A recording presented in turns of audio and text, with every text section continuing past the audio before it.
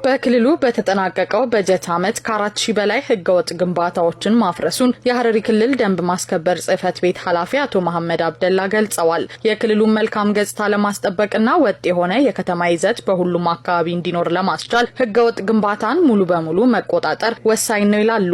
ለዚህም ይረዳ ዘንድ ደግሞ ከተለያዩ አካላት የተውጣጡ ባለድርሻዎች ጋር የጋራ እቅድ በማውጣት ወደ ስራ መግባታቸውን አቶ መሐመድ ጠቁመዋል። ህገወጥ ግንባታ በጣም ብዙ ህገወጥ ግንባታ ያለበት ስራዎች ናቸው።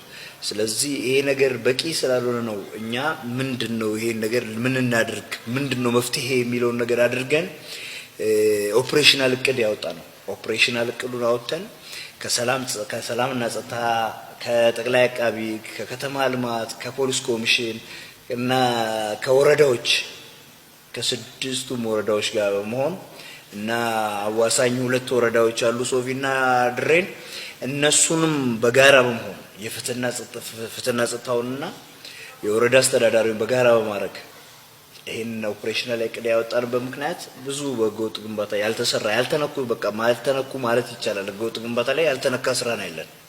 ገና ያልተጀመረ ስራ ነው። እንደ ደንቡ አሁን ጀምረ ነው።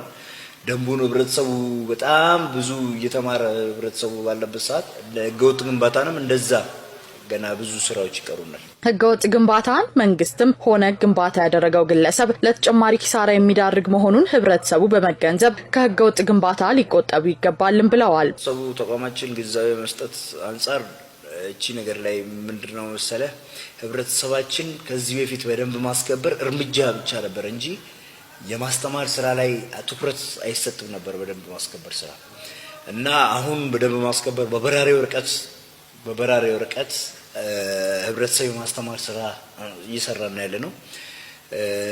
2 አናውስ በአደረኛ በኦሮምኛ በአማርኛ አናውስ ከተማ ውስጥ እየዞረ ነው ያለው።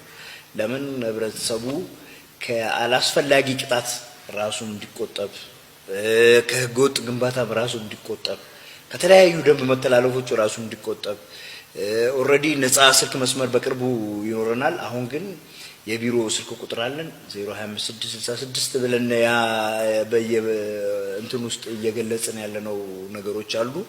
ስለዚህ ህብረተሰቡ ያን ነገር ሲያገኝ በዚህ ስልክ ቁጥር ላይ ጥቆማ በማድረግ ሊተባበረን ነው እናደርገው ማለት ነው። በተጨማሪም በክልሉ የተሰራውን የኮሪደር ልማት ስራዎች ዘላቂነት ለማስጠበቅ በማንኛውም ሰዓት የጽሕፈት ቤቱ ሰራተኞች የጥበቃ ስራዎችን እየሰሩ መሆኑን ጠቁመው በዚህ ሂደት ደንብ ተላልፈው ልማቱን በአግባቡ ባልተጠቀሙና ህገወጥ ተግባራት በፈጸሙ ላይ እርምጃ መወሰዱን ተናግረዋል። ጽሕፈት ቤቱ የሚሰራው የቁጥጥርም ሆነ የደንብ ማስከበር ስራ ያለ ህብረተሰብ እገዛና ተሳትፎ ውጤታማ ስለማይሆን ማንኛውም የደንብ መተላለፍ ሲመለከቱ ጥቆማ እንዲሰጡም ጥሪ አቅርበዋል።